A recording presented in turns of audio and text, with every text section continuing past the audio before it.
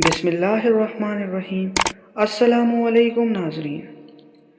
ابو ہریرہ رضی اللہ تعالیٰ عنہ سے روایت ہے کہ رسول صلی اللہ علیہ وآلہ وسلم نے فرمایا، 3 دعائیں قبول کی جاتی ہیں، ان کی قبولیت میں کوئی شک نہیں: مظلوم کی دعا، مسافر کی دعا، اور باپ کی اپنے بچوں کے خلاف کی جانے والی دعا۔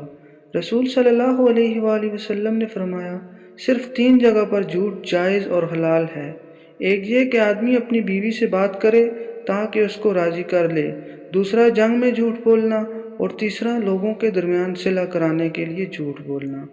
حضرت جابر بیان کرتے ہیں، رسول صلی اللہ علیہ وآلہ وسلم نے قبر کو پختہ بنانے، اس پر عمارت بنانے اور اس پر مجاور بن کر بیٹھنے سے منع فرمایا ہے۔ حضرت ابو سعید خدری رضی اللہ تعالیٰ عنہ بیان کرتے ہیں، رسول اللہ نے فرمایا، 3 مساجد، مسجد حرام، مسجد اقصیٰ اور میری اس مسجد کے سوا کسی اور مسجد کے لیے رخت سفر نہ باندھا جائے۔ حضرت عائشہ رضی اللہ تعالیٰ عنہ بیان کرتی ہیں، نبی کریم صلی اللہ علیہ وآلہ وسلم وفات پا گئے تو ابو بکر رضی اللہ تعالیٰ عنہ نے ان کا بوسہ لیا۔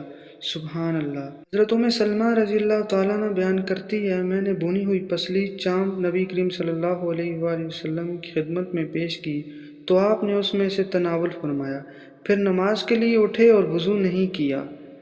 حضرت جابر سے روایت ہے کہ رسول اللہ نے فرمایا، ایک بستر آدمی کے لیے، ایک اس کی اہلیہ کے لیے، تیسرا مہمان کے لیے، اور چوتھا اگر ہو تو وہ شیطان کے لیے ہے۔ حضرت ابن عباس بیان کرتے ہیں کہ رسول اللہ نے فرمایا، 2 نعمتیں ایسی ہیں جن کے بارے میں بہت سے لوگ خسارے میں ہیں: صحت اور فراغت۔ حضرت حذیفہ سے روایت ہے کہ نبی کریم صلی اللہ علیہ وآلہ وسلم 2 سجدوں کے درمیان یہ دعا پڑھا کرتے تھے: میرے رب مجھے بخش دے۔